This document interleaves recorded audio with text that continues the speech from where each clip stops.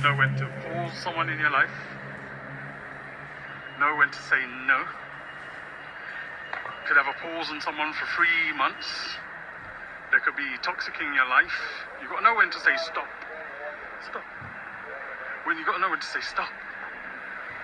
And you've got to know when to pause someone in your life. Oh, cheers. You've got to know when to say pause.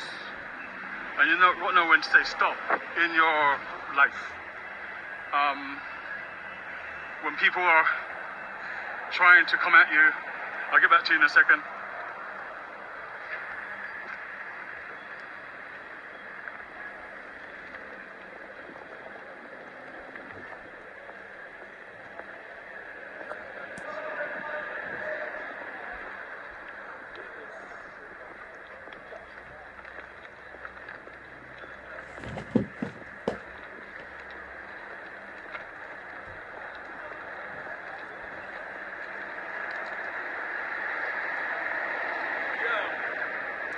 You have to know how to say stop. When someone's in your life, you've got to know to say pause. You've got to know how to put someone on hold who's being toxic. Because in your life, you've got to know a stop. And you can't be too timid when you say no. You can't be too timid when you say no. You definitely can't be too timid when you say no. Because no is no. And when you say no, you mean no. When you say no, you gotta mean it from the bottom of your heart. Because people are gonna take liberties with you totally if you allow them to. Because that's what they're like, that's what human beings are like.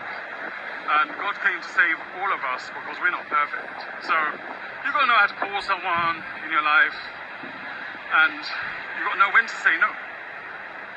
You've got to know when to say no, you've got to know when to say stop. You've got to know how to pause people in your life. You may not, you may be in a relationship, and sometimes you need time out. You have to take the time out. Sometimes, because otherwise it's going to be toxic, and you could lose a relationship, and it's all over, and you will never be with them again. And some people are like that. You would never talk to them again until God changes it, until God sorts out the Joseph experience that you have gone through, a Joseph experience, and then God's got to come through to you, and you got to know in that situation that God's the only one that can fix it. Because to be honest with you, not everyone can fix your problem. Sometimes not even God can fix your problem because you're stubborn and you don't know when to say stop, and you don't allow God through your stubbornness to fix anything because you're disobedient to Him, for one. And for two, you don't know how to pause people out in your life. You always have to say yes to everything. Being a yes man, being a yes woman is not the way to go. Because you can't always be yes to everything. You've got to know a stop. You have to know a stop. Total stop. You've got to know to say no. Amos 3:3 says, two can't walk together unless they be agreed. That vindicates you. Romans 13:10 says, two can't walk together. Romans 13:10 says, love worketh no ill to his neighbour, therefore love is the fulfilling of the law. So, because love is the fulfilling of the law, you have to take stock of that. Love being the fulfilling of the law, you have to take stock of it. You have to take stock of it. Because love is the fulfilling of the law. Love is the fulfilling of the law. Love is the fulfilling of the law. Love is the fulfilling of the law. So what you got to do, because love is the fulfilling of the law, Romans 13:10 says love is the fulfilling of the law.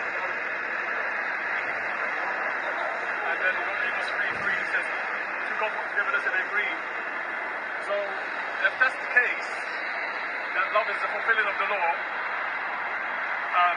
Romans 13:10, that being the case, then they work no ill to their neighbour in the verse, because love is the fulfilling of the law in 13:10 of Romans. So you have to take stock of that, 13:10 of Romans. You have to take stock of the Romans 13:10, love is the fulfilling of the law, and worketh no ill to his neighbour. Amos 3:3 vindicates you, because two not together lest they be agreed. So that's meaning exactly what it says. I'm out on this one, I'm vindicated.